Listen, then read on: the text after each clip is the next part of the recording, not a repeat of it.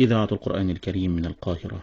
اللهم إن هذا صباحك قد أهل، فاجعل يا ربنا صباحنا صباح الصالحين، ومساءنا مساء الشاكرين، وألسنتنا ألسنة الذاكرين، وقلوبنا قلوب الخاشعين، وأبداننا أبدان الطائعين، وثبتنا واختم لنا بذلك.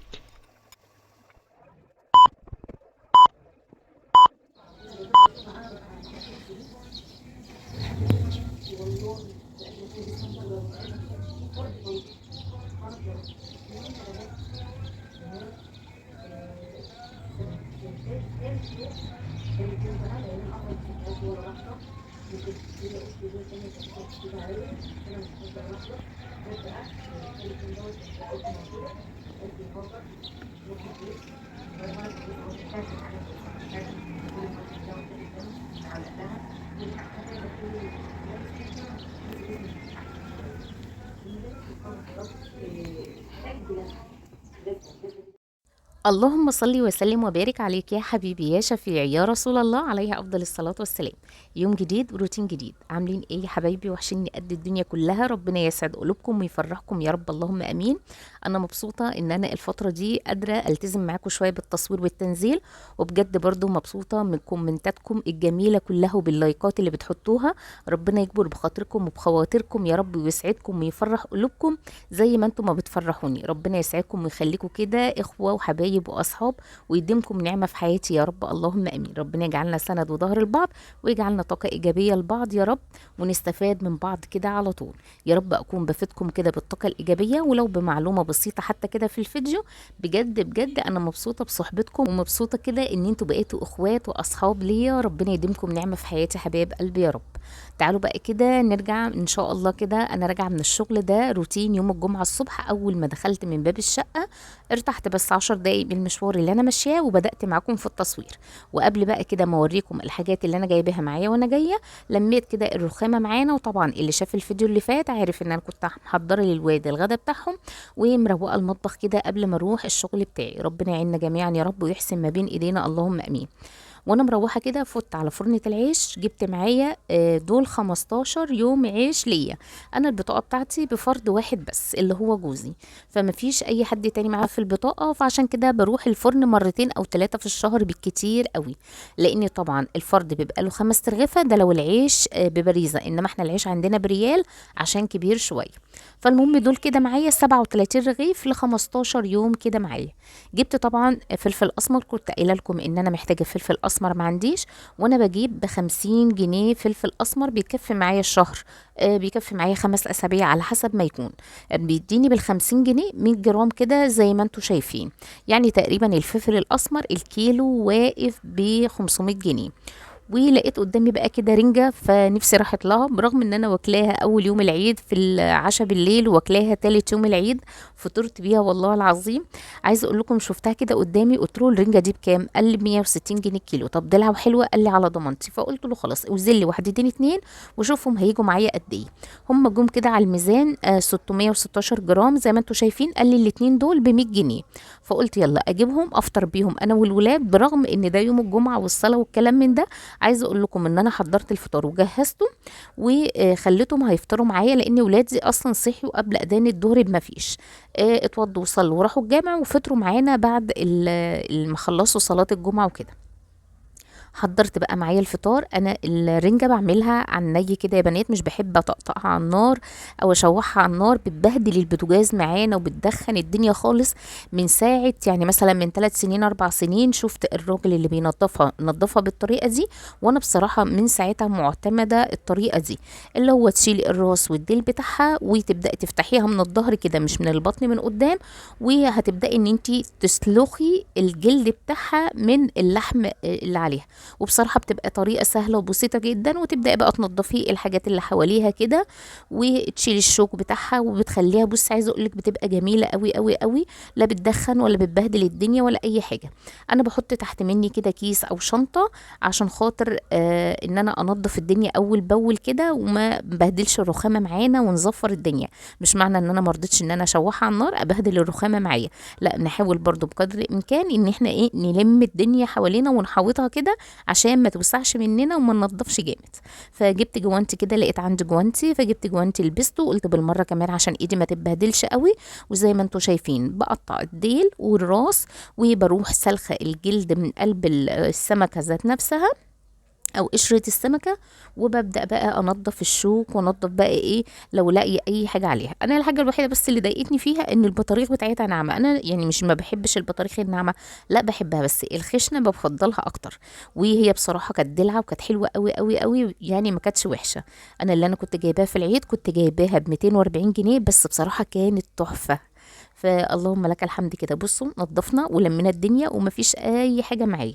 كنت بصراحه هستكفى بكده، بعدين قلت لا هم هيفطروا رنجه بس، فقلت اجيب معايا بطاطسيتين اعملها بطاطس صوابع. ولقيت برضو معايا علبه تونه قطعت عليها بصلايه، وجهزت فطار كده من اللي موجود في البيت. والحمد لله نعمه ورضا، ربنا يديمها علينا نعمه يا رب ويحفظها من الزوال.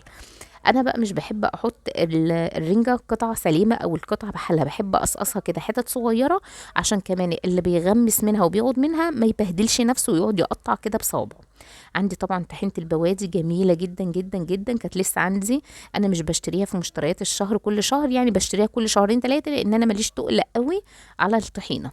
خلاص كده جهزت كده، وقلت اوريكم البوتاجاز اللي ما رضيتش اصبنه قبل ما اروح النبطشيه. زي ما انتم شايفين بيوقعوا رز عليه وبواقي اكل عليه، عشان كده ما رضيتش اصبنه. بس ان شاء الله النهارده اصبنه، بس مش معاكم في الروتين ده. انا عملت معاكم الروتين ده ولسه عندي بقيت حاجات هعملها يعني اخر النهار، بس جهزت معاكم الحاجات دي وغيرت معاكم السراير وعملت روتين حلو قوي وحضرت فطار للولاد، وقلت هريح ساعتين واقوم اكمل معاكم روتين تاني ان شاء الله. ربنا يعيننا ويقوينا. ده بقى يا بنات زيت التموين، انا بحب اقلي بيه. يعني انا زيت التموين مش بستخدمه معايا في الاكل وادخله في الاكل، هو انا اكتر حاجه بستخدم فيها زيت التموين ان انا بقلي بيه بقى، سواء عندك بطاطس بتنجان فلفل، هتقلي فراخ، اي مقليات هقليها بصراحه بقليها بزيت التموين. هو دي الحاجه الوحيده اللي بعملها بيه. زي ما قلت لكم كده، هو جبت بطاطسيتين اتنين بس كده كبار وقطعتهم معايا صوابع، وهبدأ بقى كده ان انا احمرها جنب الرنجة والتونة معانا. طبعا في الاول بحط الزيت يسخن ورايا على نار هادية كده، وببدأ ان انا اقطع البطاطس. على مجرد ما اقطعها واظبطها معايا يكون الزيت سخن، انزل بقى على طول، اللي هو بحاول انجز وقتي وانجز يومي، عشان يعني في اقل وقت اكون انجزت اكبر حاجة عايزة اعملها. كنت هنا قلت لعمر ناولني بصلايه عشان نعملها على التونه، لان في الوقت ده بقى اكتشفت ان في علبه تونه مش مفتوحه، فقلت نفتحها معانا جنب الفطار. وكان فطار بسيط وسهل جدا، ربنا يديمها علينا نعمه يا رب، اللهم امين. عايزاكم بقى تطمنينوا عليكم كده في الكومنتات وتقولوا لي اخباركم ايه، وبداتوا بقى تنظيفات كده بعد العيد ولا لسه مكسلين على تنظيفات العيد. انا عايزه اقول لك ان انا من بعد العيد بعمل كله من على الوش كده حاجات بسيطه، بس قلت النهارده كده هنغير الدفايات عشان هنغسل معانا. طبعا يوم الاربع والخميس ما غسلناش. اولا الاربع كان الجو والامطار بقى والسيول اللي احنا كنا فيها، والخميس كان الجو حلو الحمد لله، ربنا عدى معايا النبطشيه على خير، اللهم لك الحمد والشكر يا رب العالمين. النهارده بقى معانا الجمعه، الجو جميل جميل جميل، وزي ما اوريكم كده في اول الروتين الهوا حلو والشمس طالعه والجو بصراحه جميل قوي، فبصراحه يشجع على الغسيل. بس انا دلوقتي اهو بعد اذان الظهر بسجل معاكم الفيديو، وهفصل كده شويه وان شاء الله ربنا يعيني اقوم اكمل كده اليوم باذن الله. الله المستعان، ربنا يعيننا جميعا يا رب ويحسن ما بين ايدينا. علبة التونة فضيتها معايا، تونة يعني اقطع عليها بصلاية وقرن فلفل. انا بصراحة ما عنديش الا الفلفل الاحمر الهريسة ده، فما رضيتش احط عليه عشان ما يبقاش حراق للولاد، فاستكفيت بالبصلاية كده معايا على علبة التونة، وتكون جاهزة معانا جنب الفطار. هي كده كده التونة دي حراقة، يعني هي اصلا هتلاقي فيها قرن فلفل احمر صغير، فهي اصلا حراقة. برغم ان بالنسبه للناس اللي زينا كده بتحب الشطه، بالنسبه لها مش حراقه خالص، انما اللي بيحبوا الشطه، انما اللي ما بيحبوش الشطه زي جوزي لا بالنسبه لهم حراقه. بس هو ده قرن الفلفل كده الصغنن بتاعها، جهزتها كده معايا بسرعه، وكان فطار بسيط وسهل جدا. يعني ايه احنا لسه لحد دلوقتي مرجعناش للفول والطعميه والكلام من ده بصراحه. بس تمام معايا كده، ابدا بقى اطلع البطاطس. انا بحب اطلع لونها فاتح شويه كده ذهبي، مش بحبها محمره قوي. وبحب بصراحه يا بناتي ان الزيت يكون كميته حلوه كده، بحيث ان الحاجه تتحمر او تتعمل فيها كده يبقى لها طعم احلى. احسن لما يكون كميه الزيت صغيره، بحس ان الحاجه بتتحروق في الزيت على الفاضي. بس دي كده كان فطارنا جهزناه والحمد لله. وكان ركنته بصراحه معايا على جنب، ما اكلتش على طول. قلت الاول اروق واد الولاد بقى، كان هم في الوقت ده راحوا يصلوا، قلت على ما يصلوا اخش بقى اغير انا الدفايات واشفط بالمكنسه واغير الدنيا كده واخلي الدنيا تبقى نظيفه معانا. وهم رجعوا من الصلاه بدانا ان احنا نفطر. ما رضيتش بصراحه افطرهم قبل الصلاه عشان خاطر طبعا هم رايحين صلاه الجمعه ما يبقاش ريحتهم بصل ورنجه والكلام من ده، لا بعد الصلاه يجوا ياكلوا احسن. بدأت بقى اشيل الدفايات الجميلة القمر اللي احنا يعني انا مبسوطة بيها قوي قوي قوي قوي بصراحة الدفايات دي. بس عايزة اقول لكم حاجة يا بنات، اختي الكبيرة لما جت قالت لي الدفايات دي جميلة وهاتي لي منها. بس شافت على التلفزيون بقى الاعلانات اللي هي بتاعت بخة، لقيتها بتتصل بيا وبتقول لي بخ اعمل عروض، وعروض حلوه قوي قوي قوي بصراحه. فقالت لي العروض اقل بكتير من الاسعار اللي انت جايباها. انا شفت ليهم اعلانين اتنين، اعلان الراجل الكبير عامل الدفايات الحلوه اللي انا معجبه بيها دي قوي، التلاتة ب1000 جنيه، هي نفس الدفايات بالظبط، يعني نفس الشكل، الله اعلم نفس الكواليتي ونفس الخامه ولا لا، بس نفس الشكل نفس الرسمه نفس الديكور بتاعها. فالدفايات دي بصراحة هو عامل عليها يعني الشخص الكبير عامل إعلان التلاتة ب1000 جنيه، الشخص الولد الصغير أو الشاب الصغير عامل إعلان تاني الأربعة ب1000 جنيه. فطبعا انتوا لو متوفر معاكم وتجيبوا الدفايات دي بجد هاتوها حلوة قوي قوي قوي، يعني أحسن لما تجيبوها، لأن هي في المعتاد سعرها من 650 ل 700 كاش عند أي حد بيبيعها سواء أونلاين أو في المحلات. طبعا احنا عارفين ان بخة وسنتر غورية وكوكو اندي اس والناس دي كده كلها بتحرق اسعار في السوق. فاحنا طالما في ايدينا متوفر وقدامنا نفس السعر ولو هي نفس الخامة هاتوها وانتم مبسوطين والله العظيم. بجد بجد نوعها حلوة قوي قوي قوي، يعني الخامة اللي انا جبتها دي اللهم بارك جميلة قوي. بصوا انا هنا غيرت دفايتين السرير، فرشت معايا الدفايات دي، على فكره دي دفايات كبيره مش دفايات سرير صغير، بس انا موفقه اللونين نفس اللونين، قلت عشان اعمل حسابي انه يبقى طقم تاني قصاد الرصاصي كده للولاد. وطبعا وانا بروق لقيت تحويشه محمد ابني تحت المخده حطيتها له زي ما هي بعد ما خلصت. جبت بقى معايا المكنسه وبدات ان انا اشفط معايا السجاد. وطبعا السجاد احلى حاجه في الاوضه دي ان هو محطوط بقى تحت السراير تحت المكتب الكلام من ده، لان المكنسه دي بتشفط معايا يعني بتبلع معايا السجاد قوه شفطها اللهم بارك جميله. انا عايزه اقول لكم ان انتوا بتسالوني عليها لحد دلوقتي في الكومنتات، اللي متابع معايا الفيديو هيعرف ان انا على طول بشكر فيها، لاني بصراحه قوه شفطها اللهم بارك لحد دلوقتي معايا جميله جدا جدا جدا. فانا جبت بقى وبدات اشفط بقى السجاده كلها. وبصراحه هو الجزء اللي عند الباب ده عايزه اجيب النجار يطلع بالفاره كده يقرض لي الباب شويه عشان ادخل من تحتيه الحفظ او السجاده. وبكده روقت اوضه الولاد وخدت معاهم الحفه بتاعتهم فرشتها بره معايا بقى على الحبال عشان الشمس بصراحه اللهم بارك جميله، قلت يتهووا كده وتشمسوا في الجو الجميل بتاعنا ده. وكده ظبطت لهم دنيتهم، واول باول كده ايدينا في الحاجه بعد ترويقه العيد عشان ما نقعدش ونكسل ونلاقي نفسنا الحاجه تكدست علينا. يعني انا قلت اول باول كده ان انا اظبط لهم الدنيا عشان على طول تبقى الدنيا متظبطه معانا. خلصت بقى اوضتهم هم بره، كان هم برضو لسه كل ده في الصلاه، قلت اخش بقى على اوضه النوم بتاعتي برضو اغير الدفايه بتاعتها واشفطها واظبط الدنيا فيها. لقيت جوزي قافل الشباك، جوزي مش بيحب يفتح شبابيك خالص، انا اللي ما بكون موجوده انا اللي بفتح الشبابيك. فلقيت جوزي قافل الشباك ففتحت الضرفه ورا الستاره زي ما بعملها ونفضتها معايا هي والضرفه التانية كده سريعا وقفلت الستاره زي ما بقفلها. هبدا بقى ان انا اشيل الحاجه اللي على السرير ونغير بقى معايا الدفايه. وما شاء الله لقيت كميه فوط محترمه على السرير اللي مش عارفه عايزه اقول لكم لقيت 3 فوط على السرير. انا مشكلتي مع ولادي وجوزي الفوط اللي يعني كل واحد فيهم هينشف وشه يشد فوطه قصادها، يعني لو هينشف وشه 4 مرات في اليوم يشد 4 فوط في اليوم، فعندي مشكله معاهم في الفوط دي. المهم بقى ابدا اخش اغير الدفايه واشيلها معايا، وهي دي نوع الدفايات اللي انا بقول لكم عليها اللي معمولها عروض في بخه، ان فعلا التلاتة ب1000 والاربعه ب1000. في اعلانين، ده اعلان وده اعلان، العرض بتاعهم ده هيبقى من امتى؟ من يوم 3/4 ل 30/4. لو انت قادره ومتوفر معاكي ان انت تروحي وتجيبي العروض دي، عاملين عروض حلوه قوي قوي قوي للعرايس، روحي وهاتيها وانت اولى باي قرش توفريه.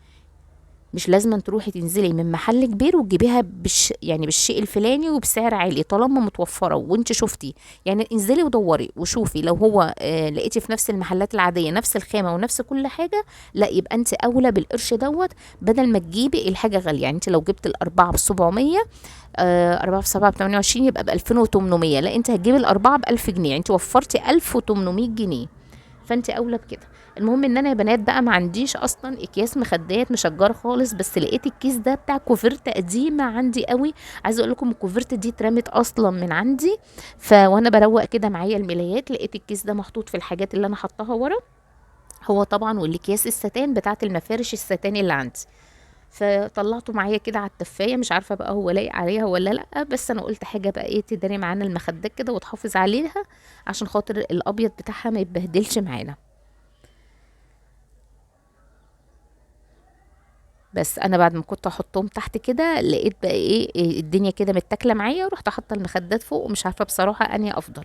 وبدات بقى ان انا احط البطانيه معايا اطبقها كده بقى معايا السمبوكسه كده زي ما مطبقها، وساعات بفردها على حسب ما الدنيا كده متاحه معايا كده، ومخي ساعتها جاب ايه.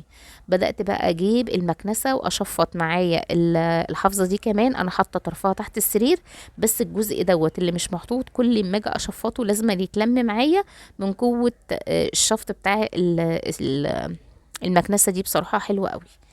هبدأ بقى أشفط الدنيا معايا كده، ونخلي معانا الدنيا زي الفل، ونقفل معانا النور، ونخرج بقى كده معانا الدنيا تبقى رايقة، مش فاضل كده معانا الا المطبخ والغسيل اللي هنغسله، لان عندي كمية غسيل اللهم بارك. الفرش اللي انا لميته من على السراير، واليومين اللي احنا ما غسلناش فيهم كده. بصوا الدنيا بقت رايقة معانا. وعلى فكرة الدفايات دي برضو اللهم بارك كبيرة ومغطية معايا المرتبة كلها. طلعت بقى في الوقت ده كانوا الولاد جم، قعدنا فطرنا مع بعض، وبعد ما فطرنا بقى كده وعملت اللي هعمله ده، قلت اكافئ نفسي كده بقى بكوبايه شاي بلبن حلوه مع قطعتين البسبوسه اللي جوزي كان جايبها للولاد امبارح، ساب لي منها كده قطعتين نصيبي. فقلت بقى ايه اقوم اكافئ نفسي بكوبايه شاي بلبن. وانا بعمل الشاي لنفسي لما بعمله بالطريقه دي، ان انا بحط شاي بس مع اللبن عليها وخلاص، ومرضتش احط سكر المره دي لان البسبوسه هتبقى مسكره. ده اللبن يا بنات اللي انا شايله من على وشه القشطه. بصوا برضو لما تيجي تغلي تاني مره بيبقى لسه موجود من على وشه قشطه بسيطه، ما تقلقيش، انا دي القشطه اللي بحوشها وبعمل منها الزبده اللي بعملها كل فتره. عملت لنفسي بقى كده الكوبايه، قلت اكافئ نفسي بقى على التعب اللي اول ما دخلت كده من الشغل بدات ان انا على طول اخلص اللي ورايا، وقطعتين البسبوسه عليها، وقعدت كده بقى يعني مع نفسي، وقلت امنتج معاكم الفيديو وانزله معاكم، عشان انا بصراحه مبسوطه بجد ان انا مستمره معاكم اليومين دول على التنزيل. كده يومي خلص، اشوفك في يوم جديد وروتين جديد، مع السلامه.